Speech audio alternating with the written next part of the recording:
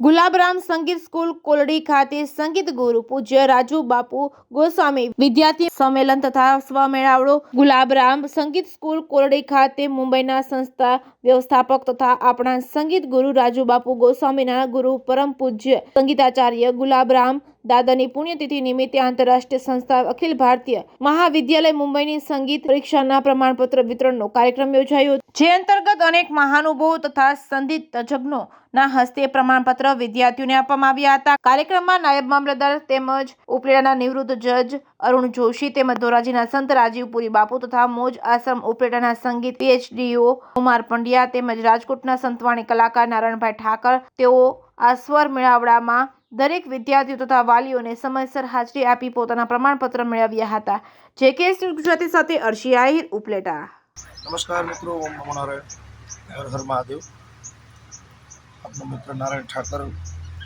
આજનો દિવસ ખૂબ સારો દિવસ છે. અમારે બધા સંગીતના જે કોઈ રસિકો છે, સંગીતના જે સાધકો છે, બધા માટેનો. કેમ કે સંગીતમાં ઘણા બધા ઘરાના હોય છે. એમાંથી એક ઘરાનું એટલે આદિત્ય રામજી ઘરાના, અને એ ઘરાનાના એક વિદ્વાન સંગીતજ્ઞ અને જેનું નામ ગુલાબરામ દાદા, એમના આજે 15 વર્ષથી એમના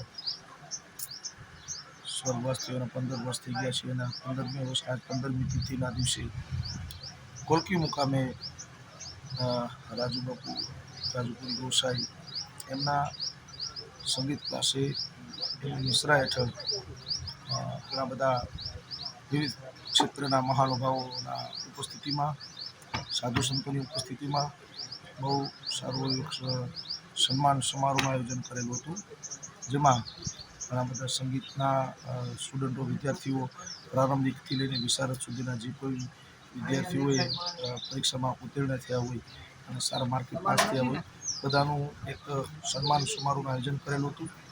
અને રાત્રિ દરમિયાન ભવ્ય સંતવાણીનું પણ આયોજન લોકોએ કરેલું હતું, જેમાં વિશાળ સંખ્યામાં ઘણા બધા શ્રોતાજનો પણ ઉપસ્થિત રહ્યા અને સંતવાણીનો ખૂબ બધા આનંદ લીધો.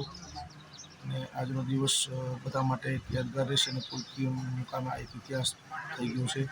અને ભગવાનને પ્રાર્થના કરીએ મહાદેવને કે બાપુ આવી સારી વિદ્યાર્થીઓને પ્રેરણા માટે, વિદ્યાર્થીઓને પ્રોત્સાહન માટે આવું આયોજન કરતા રહે અને વર્ષે વર્ષે બસ ગુલાબ બાપુની તિથિ ઉજવતા રહે અને વિદ્યાર્થીઓને પ્રોત્સાહન મળતું રહે. નમસ્કાર.